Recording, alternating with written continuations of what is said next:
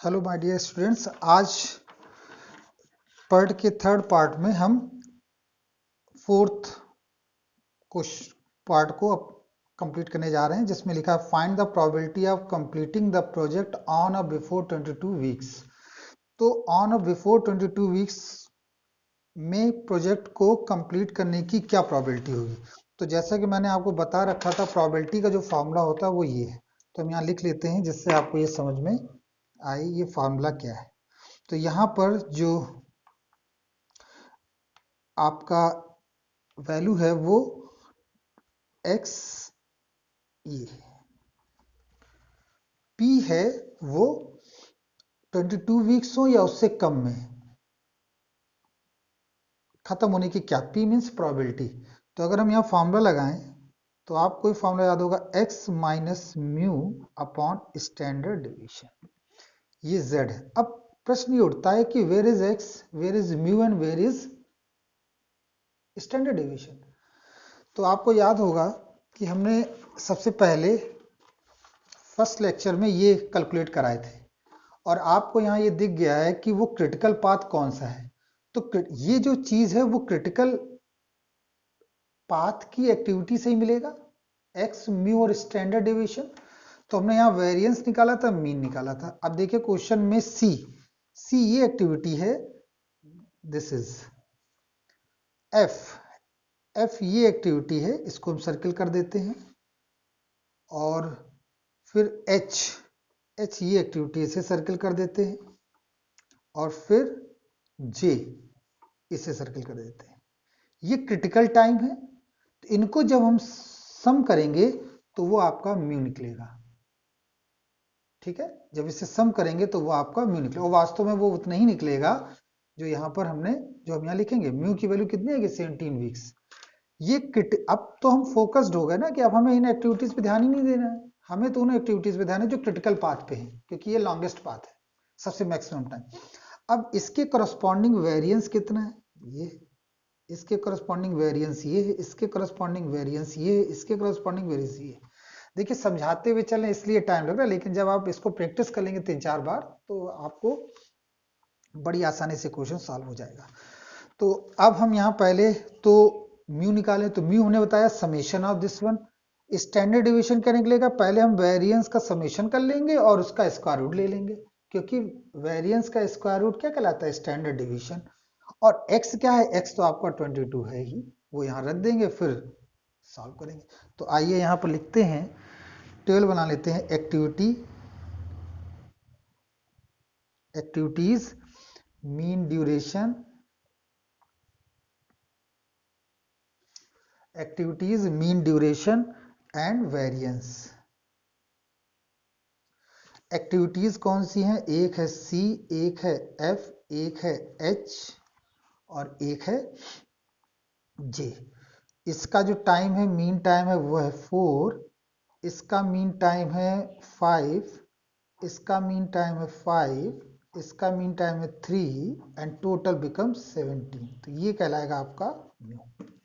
Variance की बात करें तो इसका जो वेरिएंस है 4 के सामने वेरिएंस कितना है 1.00, 5 के सामने वेरिएंस कितना है 1.78, 5 के सामने वेरिएंस कितना है 1.00 और 3 के सामने वेरिएंस कितना है 1.00। इनका हम सम निकालें तो 1 1 2 4 4.78, ये आपका निकला सिग्मा स्क्वायर। क्योंकि आप जानते हैं सिग्मा स्क्वायर क्या है, यही तो वेरिएंस होता है। इसका स्क्वायर रूट निकाल लेते हैं, तो जब इसका स्क्वायर रूट निकलेगा तो वो आपको स्टैंडर्ड डिवीजन मिल जाएगा। तो आइए इस कैलकुलेटर की मदद से सॉल्व करते हैं। 4 स्क्वायर रूट ऑफ 4.78, तो इस तरह से ये वैल्यू आपको मिली 2.18। तो ये 2.18 की जगह ये 2.19 हो जाएगा राउंड ऑफ करके। तो यहाँ पर ये लिखेंगे तो ये वैल्यू यहाँ पर स्क्वायर रूट में आ जाएगी और फिर ये वैल्यू बनेगी 2.186 लिखेंगे और इसको राउंड ऑफ करके लिख देंगे 2.19। ये आप म्यू पता, ये पता, ये म्यू क्या है वीक्स और यहाँ में एक्स पता, तो यहाँ पर वैल्यू पुट ऑन कर देते हैं।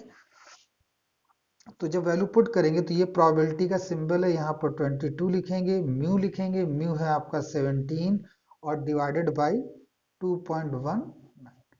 अब इसे हम सॉल्व कर लें तो 22 माइनस 17 गिव्स 5 डिवाइडेड बाई 2.19।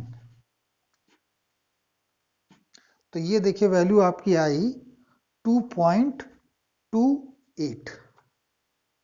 ये जो वैल्यू यहाँ निकली है वो 2.28। और आप जानते हैं ये जो वैल्यू होती है ये z वैल्यू होती है, क्योंकि फार्मूला आपने कौन सा लगाया है, z का फार्मूला। अब इसकी वैल्यू को हम कहाँ देखेंगे, टेबल में। ये जो टेबल मैं आपको यहाँ दिखा रहा हूँ, ये टेबल आपको इस लास्ट वीडियो के साथ मिल जाएगी, अटैच कर देंगे, वहां से आप इसे डाउनलोड कर लेंगे। तो देखिए यहाँ कितना लिखा है 2.28।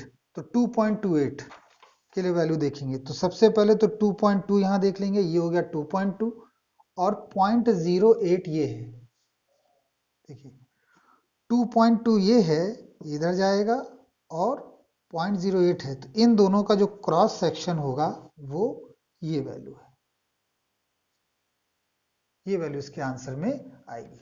क्यों, 2.2 और उसमें हम 0.08 ऐड कर देंगे तो देखिए 2.2.08 ऐड कर देंगे तो आएगा 2.28 और 2.28 का जो क्रॉस सेक्शन है वो ये है। देखिए यहाँ लिखा है standard normal distribution table value represent area to the left of the Z score. Left of the Z score का मतलब क्या है, आपको हमने पहले बता रखा है, नॉर्मली डिस्ट्रीब्यूटेड होता है इस तरफ, left of the Z score. तो 0 से लेफ्ट की ओर मूव करेंगे। ये देखिए ये पहले क्या लिखा है, 0 से लेफ्ट की ओर 0.5 होता है। मैं आपको बता चुका हूँ 50% area lies right hand side and 50% area lies left hand side of the normal distribution. तो ये जो सारी प्रोबेबिलिटी दे रखी है 0 के राइट हैंड साइड में दे रखी है। तो यहाँ पर देखिए 2.28 की जो वैल्यू निकली वो आया 0.9887 और इसको अगर हम परसेंटेज में लिख दें तब ये आ जाएगा प्रोबेबिलिटी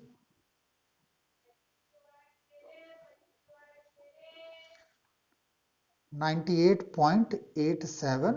100 से मल्टीप्लाई कर देंगे। तो इस तरह से ये आपका क्वेश्चन का 4th पार्ट कंप्लीट होता है, जिसमें लिखा find the probability of completing the project on और बिफोर 22 वीक्स।